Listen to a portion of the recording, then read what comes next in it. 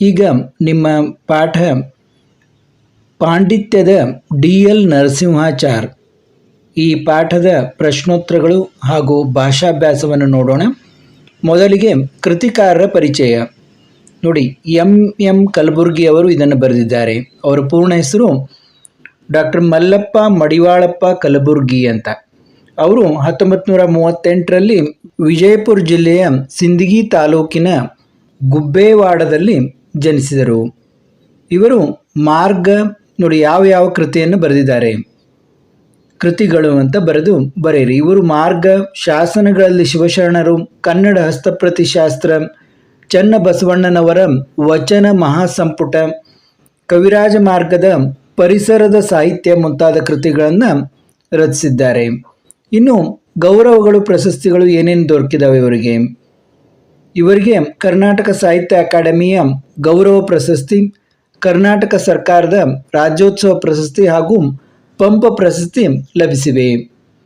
ಕೆಳಗಿನ ಪ್ರಶ್ನೆಗಳಿಗೆ ಒಂದು ವಾಕ್ಯದಲ್ಲಿ ಉತ್ತರಿಸಿರಿ. ನೋಡಿ, ಕನ್ನಡ ಸಾಹಿತ್ಯದಲ್ಲಿ ಡಿ.ಎಲ್.ಎನ್. ಯಾರ ಸ್ಥಾನವನ್ನು ತುಂಬಿದ್ದರು?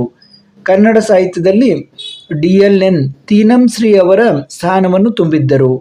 ಡಿ.ಎಲ್.ಎನ್. ಎಷ್ಟರಲ್ಲಿ ಜನಿಸಿದರು ಅಂದರೆ ಯಾವ ಇಸ್ವಿಯಲ್ಲಿ ಜನಿಸಿದರು? ಅವರು 1966ರಲ್ಲಿ ಜನಿಸಿದರು. ಯಾರ ಕಮ್ಮಟದಲ್ಲಿ ಡಿ.ಎಲ್.ಎನ್. ಅವರ ವ್ಯಕ್ತಿತ್ವ ರೂಪುಗೊಂಡಿತು? ನೋಡಿ, BM. Shri, TS. Venkannaiah, AR. ಕೃಷ್ಣಶಾಸ್ತ್ರಿಗಳ ಕಮ್ಮಟದಲ್ಲಿ ಡಿ.ಎಲ್.ಎನ್. ಅವರ ವ್ಯಕ್ತಿತ್ವ ರೂಪುಗೊಂಡಿತು. ಅಂದರೆ ಅಷ್ಟೊಂದು ಮಹಾನ್ ವ್ಯಕ್ತಿಗಳಾದಂಥ ವಿದ್ವಾಂಸರಾದಂತಹ ಬಿ.ಎಂ. ಶ್ರೀ, ಟಿ.ಎಸ್. ವೆಂಕಣ್ಣಯ್ಯ ಮತ್ತು ಎ.ಆರ್. ಕೃಷ್ಣಶಾಸ್ತ್ರಿಗಳವರ ಒಂದು ಮಾರ್ಗದರ್ಶನದಲ್ಲಿ ಇವರ ವ್ಯಕ್ತಿತ್ವ ರೂಪುಗೊಂಡಿತು ಅಂತ. ವಿದ್ಯಾರ್ಥಿ ಜೀವನದಲ್ಲಿ ಡಿ.ಎಲ್.ಎನ್. ಅವರ ಸಹಪಾಠಿಗಳು ಯಾರು? ಅವರ ಕ್ಲಾಸ್ಮೇಟ್ಸ್ ಯಾರ್ಯಾರಿದ್ರು?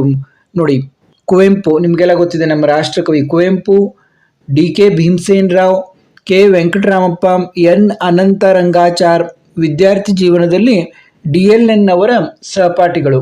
ಅಂದರೆ ಇವರು ಎಲ್ಲ ಮಹಾನ್ ಲೇಖಕರು, ಕವಿಗಳಾದಂಥವರು ಅವರ ಸಹಪಾಠಿಗಳಾಗಿದ್ದರು ಅಂತ. ಡಿ.ಎಲ್.ಎನ್. ರಚಿಸಿರುವ ಶಾಸ್ತ್ರ ಗ್ರಂಥ ಯಾವುದು? ಡಿ.ಎಲ್.ಎನ್. ರಚಿಸಿರುವ ಶಾಸ್ತ್ರ ಗ್ರಂಥ ಕನ್ನಡ ಗ್ರಂಥ ಸಂಪಾದನೆ. ಆ ಗ್ರಂಥದ ಹೆಸರು ಕನ್ನಡ ಗ್ರಂಥ ಸಂಪಾದನೆ. ಯಾವ ಕವಿಯನ್ನು ಡಿ.ಎಲ್.ಎನ್. ಅವರು ಮೆಚ್ಚಿದರು? ನೋಡಿ, ಹರಿಹರ ಕವಿಯನ್ನು ಡಿ.ಎಲ್.ಎನ್. ಅವರು ಮೆಚ್ಚಿದ್ರು ಅಂತ. ಹರಿಹರ ಅಂತಂದರೆ ಡಿ.ಎಲ್.ಎನ್. ಅವರಿಗೆ ತುಂಬ ಇಷ್ಟ. ಡಿ.ಎಲ್.ಎನ್. ಅವರ ವಿಮರ್ಶಾ ಲೇಖನಗಳ ಯಾವುವು? ಪುಷ್ಪದಂತ ಪುರಾಣ.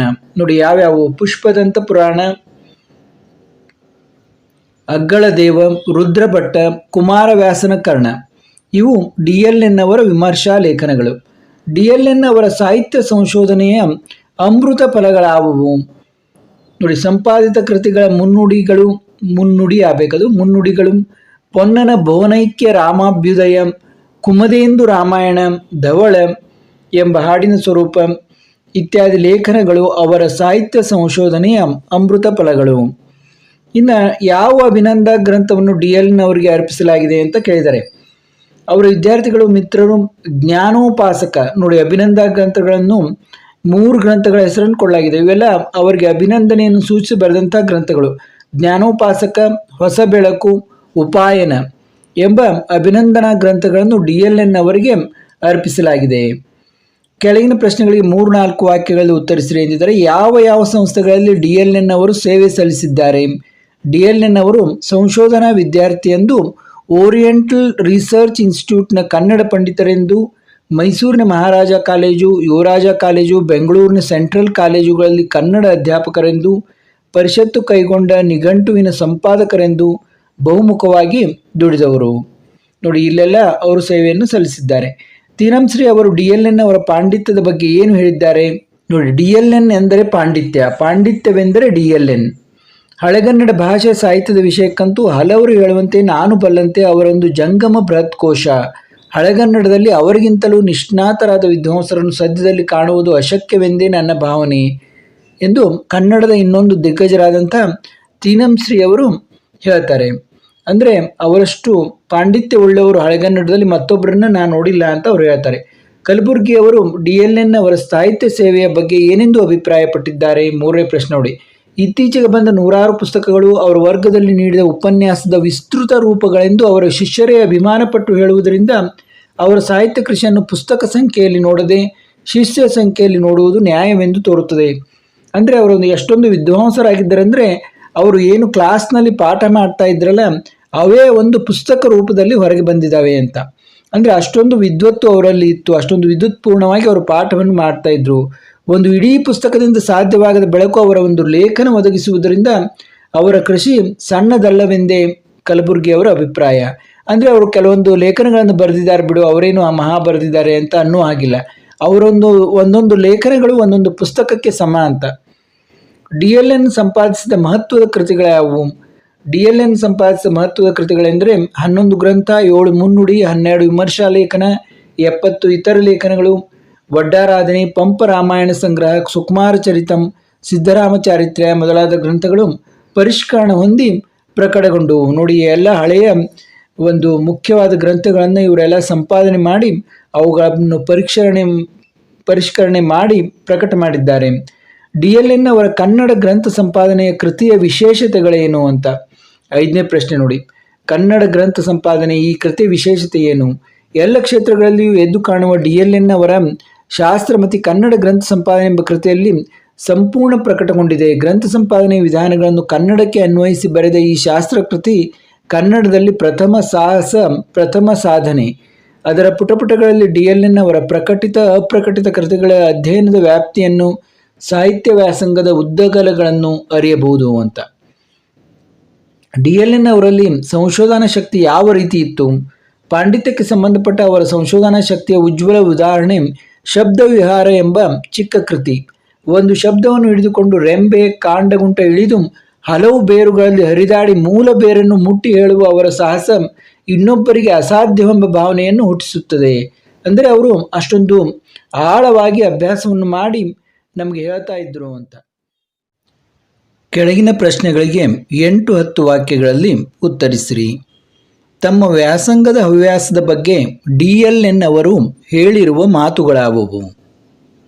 ನೋಡಿ, ಅವರ ವ್ಯಾಸಂಗದ ಹವ್ಯಾಸದ ಬಗ್ಗೆ, ಅವರ ಓದಿನ ಹವ್ಯಾಸದ ಬಗ್ಗೆ ಅವರು ಏನು ಹೇಳಿದ್ದಾರೆ? ಪಾಂಡಿತ್ಯ ಸಂಶೋಧನೆಗಳ ಕಾಡಿನಲ್ಲಿ ಆನೆಯಂತ ನಡೆದ ಅವರ ಬರವಣಿಗೆ ಶುಷ್ಕವಾಗಿರದೆ ರಸವತ್ತಾಗಿದ್ದಿತು.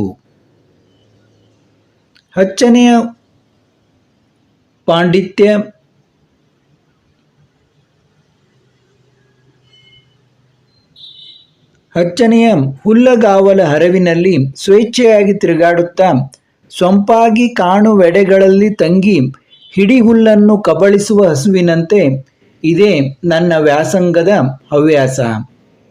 ನೋಡಿ, ಎಲ್ಲಿ ಚೆನ್ನಾಗಿ ಹುಲ್ಲು ಬೆಳೆದಿರುತ್ತದೆ ಅಂತಲ್ಲಿ ಸ್ವೇಚ್ಛೆಯಾಗಿ ಅಡ್ಡಾಡಿ ಹಸು ಹುಲ್ಲನ್ನು ಕಬಳಿಸ್ತದೆ. ಆ ರೀತಿ ಇತ್ತು ನನ್ನ ವ್ಯಾಸಂಗದ ಹವ್ಯಾಸ ಅಂತ ಹೇಳ್ತಾರವರು. ನನ್ನ ಕೊಠಡಿಯ ಆರಾಮ ಕುರ್ಚಿಯ ಮೇಲೆ ಮಲಗಿ ಕೈಗೆ ಎಟುಕಿದ ಪುಸ್ತಕ ತೆರೆದು ಓದುತ್ತಾ ಇಹದ ತಾಪತ್ರಯ ದೂರ ಸರಿದಂತೆಲ್ಲ ತನ್ಮಯತೆಯ ಮಡುವಿನಲ್ಲಿ ಮೆಲ್ಲನೆ ಮುಳುಗಿಬಿಡುತ್ತೇನೆ. ಪಕ್ಕದ ಮೇಜಿನ ಮೇಲೆ ಇರುವ ಗಂಧದ ಕಡ್ಡಿಗಳು ಉಗುಳುವ ಹೊಗೆ ಸುರುಳಿಯಾಗಿ ಅಂಕುಡೊಂಕಾಗಿ ಮೇಲೆ ಹರಡಿ ಕೊಠಡಿಯ ಪರಿಮಿತಾಕಾಶದಲ್ಲಿ ಕರಗಿ ಹೋಗುವಂತೆ ನಾನೂ ಬಾರಿಗೆ ಕರಗಿ ಹೋಗಬೇಕೆಂಬ ಹಂಬಲ ನನಗೆ ಹಿರಿದಾಗಿದೆ. ಅಂದರೆ ಅವರು ತಮ್ಮ ಓದುವ ಹವ್ಯಾಸದ ಬಗ್ಗೆ ಹೀಗೆ ಹೇಳ್ಕೊಂಡಿದ್ದಾರೆ. ಅವರ ಹವ್ಯಾಸ ಹೇಗಿತ್ತಂದರೆ, ಹಸು ಹೇಗೆ ಒಂದು ಹಸಿರಾದ ಹುಲ್ಲುಗಾವಲಿನಲ್ಲಿ ಹೆಚ್ಚಾಗಿ ಅಡ್ಡಾಡಿ ಎಲ್ಲೆಲ್ಲಿ ಚೆನ್ನಾಗಿ ಕಾಣ್ತದೆ ಅಲ್ಲಿ ಹುಲ್ಲನ್ನು ಕಬಳಿಸ್ತಾ ಇತ್ತೋ ತಿಂತಾ ಇತ್ತೋ, ಆ ರೀತಿ ಅವರು ಕೊಠಡಿಯಲ್ಲಿ ಆರಾಮ ಕುರ್ಚಿಯ ಮೇಲೆ ಮಲಗಿ ಪುಸ್ತಕವನ್ನು ತೆಗೆದುಕೊಂಡು ಎಲ್ಲ ಈ ಜಗತ್ತಿನ ಇಹದ ತಾಪತ್ರಯವನ್ನು ಮರೆತು ಆ ಪುಸ್ತಕದಲ್ಲೇ ಮುಳುಗಿಬಿಡ್ತಾ ಇದ್ರು. ಆ ಪಕ್ಕದ ಒಂದು ಊದಿನ ಕಡ್ಡಿಯ ಯಾವ ರೀತಿ ಅದು ಸುರುಳಿಯಾಗಿ ಹೊಗೆ ಬಿಡುತ್ತಾ ಕರಗ್ತದೋ ಆ ರೀತಿ ಅವರು ಕೂಡ ಒಂದು ಓದಿನಲ್ಲಿ ಕರಗ್ತಾ ಇದ್ರು ಅಂತ ಅವರು ಹೇಳಿದ್ದಾರೆ. ಪ್ರಾಧ್ಯಾಪಕರಾಗಿ DLN ಅವರ ಯಾವ ರೀತಿ ಸೇವೆ ಸಲ್ಲಿಸಿದರು ಅಂತ. DLN ಅವರು ಪ್ರಥಮ ವರ್ಗದ ಪ್ರಾಧ್ಯಾಪಕರೆಂದು ಅವರ ಶಿಷ್ಯಕೋಟಿಯ ಒಮ್ಮತದ ಅಭಿಪ್ರಾಯ. ನೋಡಿ, ಅಂದರೆ ಇವರೊಂದು ಫಸ್ಟ್ ಗ್ರೇಡ್ ಲೆಕ್ಚರರು ಅಂತ, ಅತ್ಯಂತ ಒಳ್ಳೆಯ ಒಂದು ವರ್ಗದವರು, ಶ್ರೇಷ್ಠವಾದ ಒಂದು ಅಧ್ಯಾಪಕರು ಅಂತ. 60 ನಿಮಿಷಕ್ಕೆ ಬದಲು 59 ನಿಮಿಷಕ್ಕೆ ಸಾಲುವಷ್ಟು ಪಾಠ ಸಾಮಗ್ರಿ ತಮ್ಮ ಹತ್ತಿರ ಇದ್ದರೆ ಅವರು ವರ್ಗ ನಡೆಸುತ್ತಿರಲಿಲ್ಲ ಅಂತ. ಅಂದ್ರೆ ಅಷ್ಟೊಂದು ಪ್ರಿಪೇರ್ ಆಗಿ ಓದ್ಕೊಂಡ್ಬಂದು ಎಲ್ಲ ವಿಷಯವನ್ನು ಸಮಗ್ರವಾಗಿ ತಿಳಿದುಕೊಂಡು ಬಂದೇ ಅವರು ಪಾಠ ಮಾಡ್ತಾ ಇದ್ರು ಅಂತ. ಉದ್ವೇಗ, ಅಂದಾಜು, ಆತ್ಮವಂಚನೆ, ಅಪ್ರಾಮಾಣಿಕತೆ ಇವು ಒಮ್ಮೆಯೂ ವರ್ಗದಲ್ಲಿ ಸುಳಿಯಲಿಲ್ಲ ಅಂತ. ಅವರು ಯಾರಿಗೋ ಒಂದು ಉದ್ವೇಗ ಮಾಡಿಕೊಂಡು ಬೈಯೋದಾಗ್ಲಿ ಅಥವಾ ಅವಸರದಿಂದ ಹೇಳೋದಾಗ್ಲಿ, ಅಂದಾಜಿನಿಂದ ಹೇಳೋದಾಗ್ಲಿ, ಅಂದರೆ ವಿಷಯದಲ್ಲಿ ಪಕ್ಕಾ ಇಲ್ಲದೆ ಸುಮ್ಮನೆ ಅಂದಾಜಾಗಿ ಹೇಳೋದು, ಆತ್ಮವಂಚನೆ ಮಾಡಿಕೊಳ್ಳೋದು, ಅಪ್ರಾಮಾಣಿಕತೆ ಹೀಗೆ ಇರಲಿಲ್ಲ. ಅವರು ತುಂಬ ಸರಿಯಾಗಿ ಓದಿಕೊಂಡು ಬಂದು ವಿಷಯವನ್ನು ಸಮಗ್ರವಾಗಿ ತಿಳಿದುಕೊಂಡು ಪಾಠ ಮಾಡ್ತಾ ಇದ್ರು ಅಂತ. ಇವು ಅವರ ವರ್ಗದಲ್ಲಿ ಒಮ್ಮೆಯೂ ಸುಳಿಯಲಿಲ್ಲ ಅಂತ. ವಿದ್ಯಾರ್ಥಿಗಳಲ್ಲಿ ವ್ಯಾಸಂಗದ ಹವ್ಯಾಸ ಬೆಳೆಸಿ ಹಸಿವನ್ನು ಹಿಂಗಿಸುವ ದಾರಿ ತೋರಿಸಿ ಈ ದಾರಿಯಲ್ಲಿ ಎಳೆಯುವುದಾಗಿ ಎತ್ತಿ ನಿಲ್ಲಿಸಿ ಮುನ್ನಡೆಸಿದರು. ಇದನ್ನು ನೆನಪಿಟ್ಟು ಅವರ ವಿದ್ಯಾರ್ಥಿಗಳು ಮಿತ್ರರು ಜ್ಞಾನೋಪಾಸಕ, ಹೊಸ ಬೆಳಕು, ಉಪಾಯನ, ನೋಡಿ ಅವ್ರಿಗೆ ಇವೆಲ್ಲ ಬಿರುದುಗಳಿದ್ದ ಹಾಗೆ. ಹೀಗೆ ಅವರನ್ನು ಒಂದು ಅಭಿನಂದನೆ ಮಾಡಿ ಅವರ ವಿದ್ಯಾರ್ಥಿಗಳು ಮತ್ತು ಮಿತ್ರರೇ ಅವರಿಗಾಗಿ ಈ ಗ್ರಂಥಗಳನ್ನು ಬರೆದಿದ್ದಾರೆ. ನಾಡ ಜನತೆ ಬೀದರ್ ಸಾಹಿತ್ಯ ಸಮ್ಮೇಳನಕ್ಕೆ ಅಧ್ಯಕ್ಷರೆಂದು ಆರಿಸಿ ಕೃತಜ್ಞತೆಗಳನ್ನು ಸಲ್ಲಿಸಿದರು. ನೋಡಿ, ಬೀದರ್ ಸಾಹಿತ್ಯ ಸಮ್ಮೇಳನಕ್ಕೆ ಇವ್ರನ್ನ ಅಧ್ಯಕ್ಷರೆಂದು ಆರಿಸಿ ಕೃತಜ್ಞತೆಯನ್ನು ಸಲ್ಲಿಸಿದರು ಅಂತ. DLN ಅವರದು ದೊಡ್ಡ ಮನಸ್ಸು ಎಂಬುದು ಹೇಗೆ ಗೊತ್ತಾಗುತ್ತದೆ? ಇವುಗಳಿಗಿಂತ DLN ಅವರ ದೊಡ್ಡ ಆಸ್ತಿ ಎಂದರೆ ದೊಡ್ಡ ಮನಸ್ಸು ಅಂತ. ತುಂಬ ಒಳ್ಳೆಯ ದೊಡ್ಡ ಮನಸ್ಸನ್ನು ಹೊಂದಿದ್ರು ಅಂತ. ಅವರು ತಮ್ಮ ನಿಲುವಿಗೆ ತಕ್ಕ ಅಧಿಕಾರ ಸಿಗಲಿಲ್ಲವೆಂದು ಒಮ್ಮೆಯೂ ಅವರು ತುಟಿ ಬಿಚ್ಚಲಿಲ್ಲ. ಅಂದರೆ ನಾನು ಕುಲಪತಿ ಆಗಬೇಕು, ನಾನು ದೊಡ್ಡ ಇವರು ಆಗಬೇಕು ಅಂತೆಲ್ಲ ಅವರು ಬಯಸಿದವರಲ್ಲ. ತಮ್ಮ ಏನು ಅವರ ಶ್ರೇಷ್ಠವಾದ ಅವರ ವಿದ್ವತ್ತಿಗೆ ತಕ್ಕಂಥ ಅಧಿಕಾರ ಸಿಗಲಿಲ್ಲ ಅಂತ ಅವರು ಯಾವಾಗಲೂ ತುಟಿ ಬಿಚ್ಚಲಿಲ್ಲ. ಮನದಲ್ಲಿ ಆ ಭಾವನೆಯನ್ನು ಮೂಡಿಸಿಕೊಳ್ಳಲಿಲ್ಲ. ಇವರು ಸಂಪಾದಿಸಿದ ಶಬ್ದಮಣಿ ದರ್ಪಣವನ್ನು ವಿಮರ್ಶಿಸುತ್ತಾ ನಾನು ಬರೆದ ಒಂದೆರಡು ಮಾತುಗಳು DLN ಅವರಿಗೆ ನೋವನ್ನುಂಟು ಮಾಡಿದವು ಎಂದು ಗೆಳೆಯರಿಂದ ತಿಳಿದಾಗ ನನಗೆ ನೋವಾಯಿತು ಅಂತ ಇಲ್ಲಿ ಕಲಬುರ್ಗಿ ಅವರು ಹೇಳ್ತಾರೆ. ಅವರು ತಮ್ಮ ಮುಂದಿನ ಆವೃತ್ತಿಯಲ್ಲಿ ಬರೆದ ಧಾರವಾಡದ ಕರ್ನಾಟಕ ವಿಶ್ವವಿದ್ಯಾಲಯದ ಪ್ರೊಫೆಸರ್ ಮಲ್ಲಿನಾಥ್ ಕಲಬುರ್ಗಿ MA ಅವರು ದರ್ಪಣಾವಲೋಕನ ಎಂಬ ಹೆಸರಿನಲ್ಲಿ 2 ಲೇಖನಗಳನ್ನು ಬರೆದು ಪ್ರಕಟಿಸಿದ್ದಾರೆ.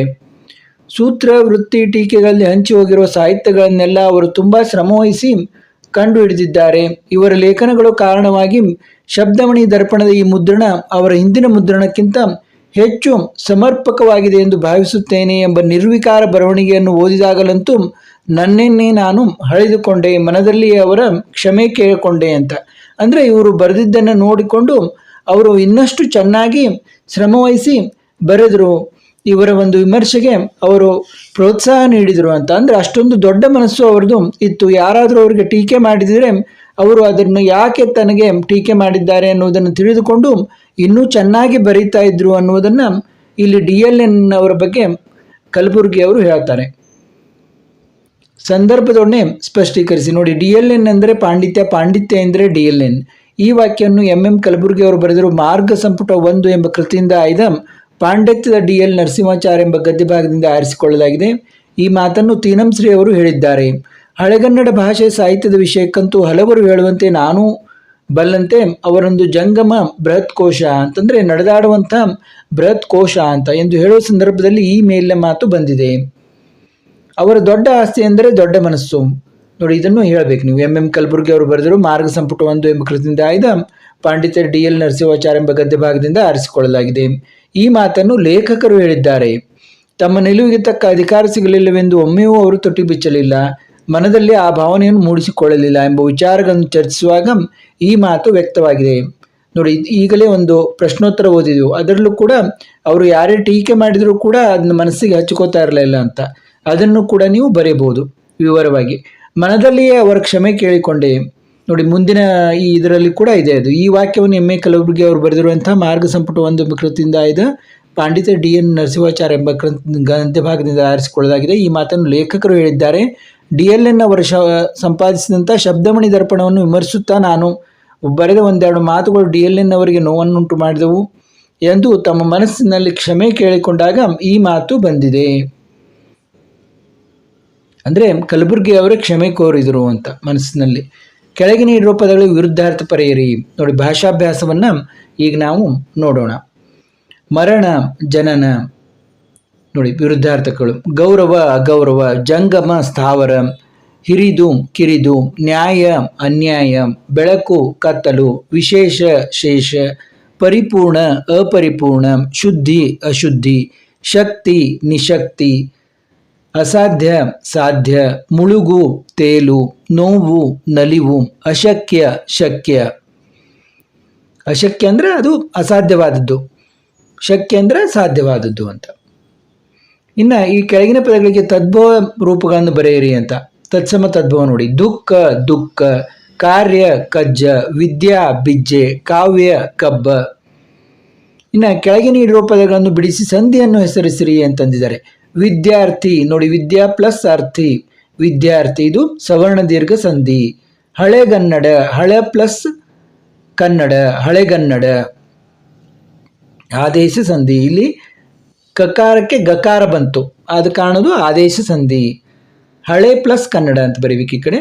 ಉದ್ದಗಲ, ಉದ್ದ ಪ್ಲಸ್ ಅಗಲ, ಉದ್ದಗಲ. ಇಲ್ಲಿ ನೋಡಿ ಒಂದು ಅಕಾರ ಲೋಪವಾಯಿತು, ಆದ ಕಾರಣ ಇದು ಲೋಪ ಸಂಧಿ.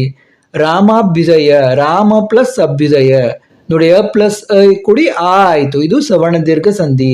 ಭುವನೈಕ, ಭುವನ ಪ್ಲಸ್ ಐ ನೋಡಿ, ಅ ಪ್ಲಸ್ ಐ ಆಯಿತು, ಇದು ವೃದ್ಧಿ ಸಂಧಿ. ಹುಲ್ಲುಗಾವಲು, ಹುಲ್ಲು ಪ್ಲಸ್ ಕಾವಲು, ಗಾವಲು, ಕ ಇದ್ದದ್ದು ಗ ಆಯಿತು, ಆದ ಕಾರಣ ಇದು ಆದೇಶ ಸಂಧಿ. ನೆನಪಿಟ್ಟು, ನೆನಪು ಪ್ಲಸ್ ಇಟ್ಟು ನೋಡಿ, ಊಕಾರ ಲೋಪ ಆಯಿತು ಮೊದಲನೇ ಶಬ್ದದಾಗಿಂದು, ಆದ ಕಾರಣ ಇದು ಲೋಪ ಸಂಧಿ.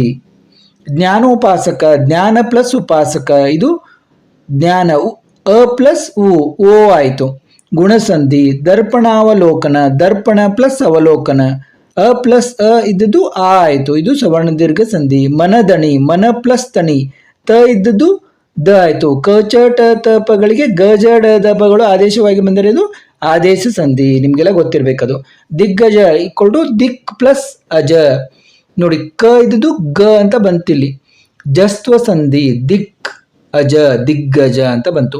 ಮಾನಸೋಲ್ಲಾಸ, ಮಾನಸ ಪ್ಲಸ್ ಉಲ್ಲಾಸ, ಸ ಪ್ಲಸ್ ಓ ಆಯಿತು, ಅ ಪ್ಲಸ್ ಓ ಇದು ಗುಣಸಂಧಿ. ಕೆಳಗಿನ ಪದಗಳನ್ನು ಬಳಸಿ ಸ್ವಂತ ವಾಕ್ಯ ರಚಿಸಿರಿ ಎಂದಿದ್ದಾರೆ. ತತ್ತರಿಸಿ ಹೋಗು, ಭಾರೀ ಮಳೆ ಹೊಡೆತಕ್ಕೆ ಬೆಳೆ ತತ್ತರಿಸಿ ಹೋಯಿತು. ಸಂಶೋಧನೆ, ವಿಜ್ಞಾನಿಗಳು ಸಂಶೋಧನೆ ನಡೆಸುತ್ತಾರೆ. ಬುನಾದಿ, ಮನೆ ಕಟ್ಟಲು ಬುನಾದಿ ಹಾಕುತ್ತಾರೆ. ನಿರಾಶೆಗೊಳಿಸು, ನಮ್ಮ ಮನೆಗೆ ನೆಂಟರು ಬರುತ್ತೇವೆಂದು ಹೇಳಿ ನನ್ನನ್ನು ನಿರಾಸೆಗೊಳಿಸಿದರು. ಮುನ್ನಡೆಸು, ನಾಯಕ ನಮ್ಮ ತಂಡವನ್ನು ಮುನ್ನಡೆಸುತ್ತಾನೆ. ಜ್ಞಾನೋಪಾಸಕ, ನಾನು ಜ್ಞಾನೋಪಾಸಕನಾಗಿದ್ದೇನೆ. ಕೆಳಗಿನ ಪದಗಳಿಗೆ ಅನ್ಯ ಲಿಂಗ ರೂಪವನ್ನು ಬರೆಯಿರಿ ನೋಡಿ. ಪುಲ್ಲಿಂಗ ಸ್ತ್ರೀಲಿಂಗ. ಸಂಶೋಧಕ ಸಂಶೋಧಕಿ, ಕವಿ ಕವಯಿತ್ರಿ, ವಿಮರ್ಶಕೆ ವಿಮರ್ಶಕ, ದುಡಿದನು ದುಡಿದಳು, ಲೇಖಕ ಲೇಖಕಿ. ಇವುಗಳ ವಚನವನ್ನು ಬದಲಾಯಿಸಿ ಬರೆಯಿರಿ ನೋಡಿ. ಏಕವಚನ ಇದ್ದದ್ದು ಬಹುವಚನ, ಬಹುವಚನ ಇದ್ದದ್ದು ಏಕವಚನ ಮಾಡೋದು. ಲೇಖನ ಲೇಖನಗಳು, ಕೃತಿ ಕೃತಿಗಳು, ನಿದರ್ಶನಗಳು ನಿದರ್ಶನ, ಕ್ಷೇತ್ರಗಳು ಕ್ಷೇತ್ರ, ಅಧ್ಯಾಪಕ ಅಧ್ಯಾಪಕರು. ಕೆಳಗೆ ನೀಡಿದ ಕ್ರಿಯಾಪದಗಳ ಧಾತುವನ್ನು ಗುರುತಿಸಿ ಬರೆಯಿರಿ ನೋಡಿ. ತೋರುತ್ತದೆ ಅನ್ನುವಲ್ಲಿ ತೋರು ಅನ್ನುವುದು ಧಾತು, ಬಿಡುತ್ತೇನೆ ಅನ್ನುವಲ್ಲಿ ಬಿಡು, ಸಲ್ಲಿಸಿದರು ಸಲ್ಲಿಸು ಅನ್ನುವುದು, ಕಂಡು ಹಿಡಿದಿದ್ದಾರೆ ಕಂಡು ಹಿಡಿ ಅನ್ನುವುದು. ಕೆಳಗಿನ ಪದಗಳಿಗೆ ನಾನಾರ್ಥಗಳನ್ನು ಬರೆಯಿರಿ ನೋಡಿ. ಹಳಿ ಅಂತಂದರೆ ರೈಲು ಹಳಿ ಅಂತಾಗುತ್ತೆ, ನಿಂದಿಸು ಅಂತೂ ಕೂಡ ಆಗುತ್ತದೆ. ಹಳಿ ಅಂದರೆ ಕಂಬಿ ಅನ್ನೋದು, ನಿಂದಿಸು ಅನ್ನೋದು. ಕಳೆ ಅಂತಂದರೆ ಕಾಂತಿ ನೋಡಿ, ಅವರ ಮುಖ ಎಷ್ಟೊಂದು ಕಳೆಯಾಗಿದೆ ಅಂತೀವಿ, ಇದು ಕಾಂತಿ. ಕಳೆ ಅಂದರೆ ಬೇಡವಾದ ಹುಲ್ಲು, ಅಲ್ಲಿ ಹೊಲದಲ್ಲಿ ಇದೆಲ್ಲ ಕಳೆ ಬೆಳೆದಿದೆ ತೆಗಿಬೇಕು ಅಂತಾರಲ್ಲ, ಇದು ಬೇಡವಾದಂಥ ಹುಲ್ಲು. ಕಣ ಅಂದರೆ ಅಣು, ಕಣ ಅಂತ ಕಣದಲ್ಲಿ ಧಾನ್ಯವನ್ನು ಸಂಗ್ರಹಿಸಿರ್ತಾರೆ, ಒಕ್ಕಲು ಮಾಡುವ ಸ್ಥಳ ಒಂದುಗೂಡಿಸಿರ್ತಾರೆ, ಅದಕ್ಕೂ ಕೂಡ ಕಣ ಅಂತಾರೆ. ಕಾಡು ಅರಣ್ಯ, ಕಾಡು ಅರಣ್ಯ ವನ ಅಂತ ಹೇಳ್ತೀವಿ. ಕಾಡು ಅಂದರೆ ಭಾಳ ಕಾಡಿದನು ಅಂತ, ಪೀಡಿಸು ಅಂತ. ವಿಶ್ವಾಮಿತ್ರನು ಹರಿಶ್ಚಂದ್ರನ ಕಾಡಿದನು ಅಂತಂದರೆ ಪೀಡಿಸಿದನು ಅಂತ. ಇಲ್ಲಿಗೆ ಈ ಪಾಠದ ಪ್ರಶ್ನೋತ್ತರ ಭಾಷಾಭ್ಯಾಸ ನೋಡಿದೆವು. ಇದೇ ರೀತಿ ನಿಮ್ಮ ತರಗತಿ ಎಲ್ಲ ಪಾಠ ಪದ್ಯಗಳನ್ನು ನಾವು ಮಾಡ್ತಾ ಇದ್ದು ಈಗಾಗಲೇ ನಮ್ಮ ಚಾನಲ್ನಲ್ಲಿ ಕೂಡ ಲಭ್ಯವಿದ್ದು, ಎಲ್ಲವನ್ನು ತಪ್ಪದೆ ನೋಡಿ. ಸಬ್ಸ್ಕ್ರೈಬ್ ಆಗದವರು ಸಬ್ಸ್ಕ್ರೈಬ್ ಆಗಿರಿ. ಎಲ್ಲರಿಗೂ ವಂದನೆಗಳು.